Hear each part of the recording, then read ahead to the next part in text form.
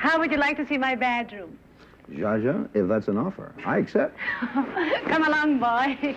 Come along. You sure you don't mind if I go up and look at your bedroom?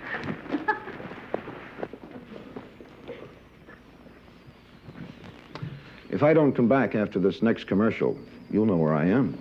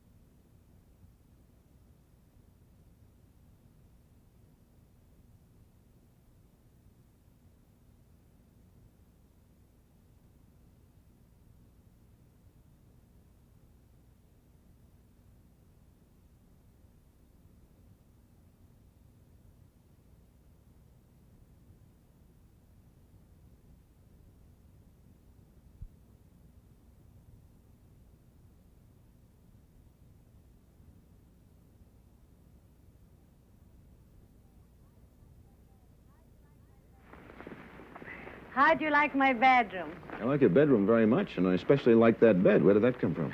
This is an exact copy of Empress Josephine's. Isn't that great? Come and sit down. Oh, thank you. This mattress is pretty firm. Well, of Josephine's course. mattress like this? How should I know? I was never married to Napoleon. Oh, you weren't? No.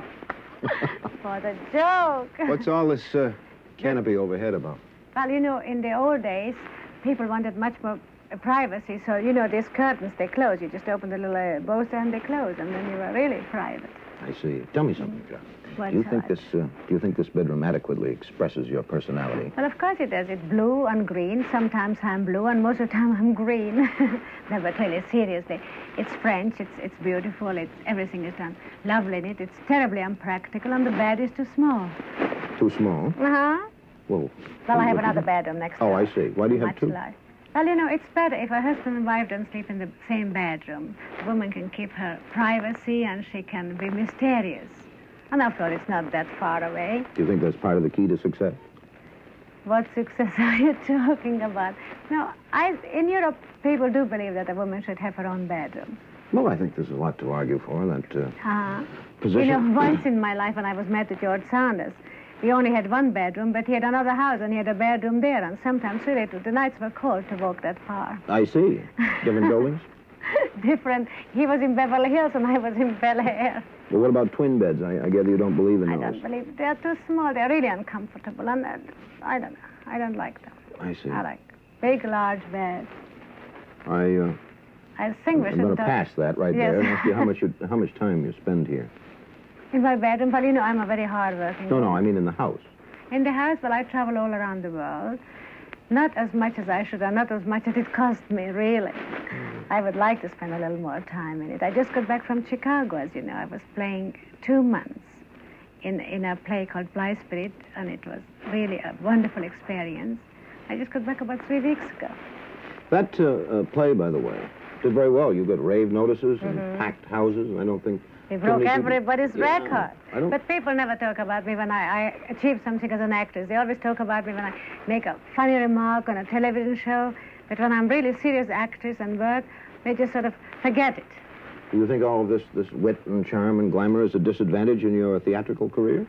Oh, you're so sweet. What a lovely compliment. Thank you, Lee. Well, I don't know. I think they expect an actress to be sort of very, very serious, which I am, but I don't think the whole world has to always see your serious side. They should always see you sort of gay and happy. It's nobody's business how you really feel inside. Well, at times it is and at times it isn't. What do you really think is the secret of your success with men? Because you have it, there's no question about it. You think so? I'm here to report faithfully that you do have it.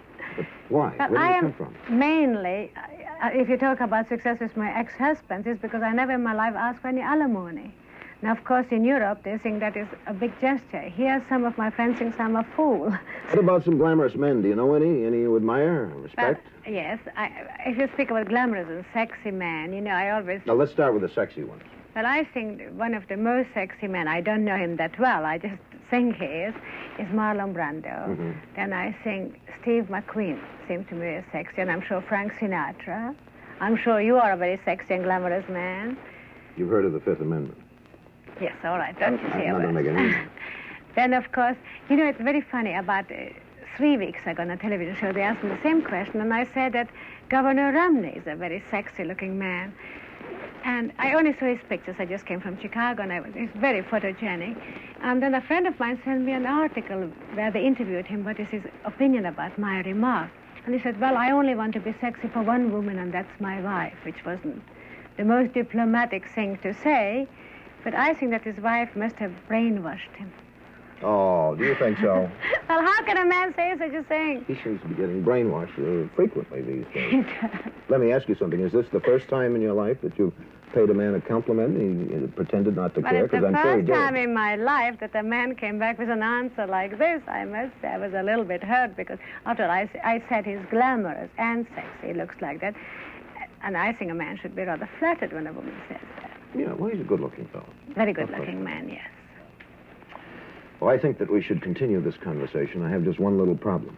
What is it? I do have to go back to the East Coast. I don't see why you're in such a hurry. To go back. And it has been a most exciting and charming half hour, and if I had it in my power to continue on, I would do so. Well, come back soon, and thank you so very much to visit my house.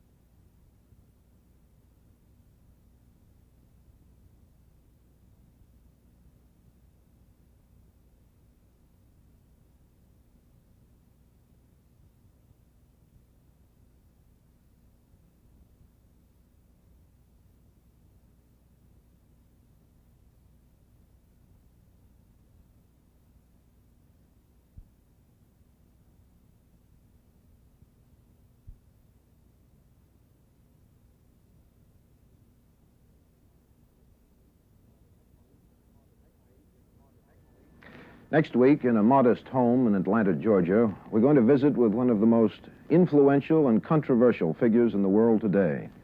His name is Dr. Martin Luther King. Good Company in Color was brought to you by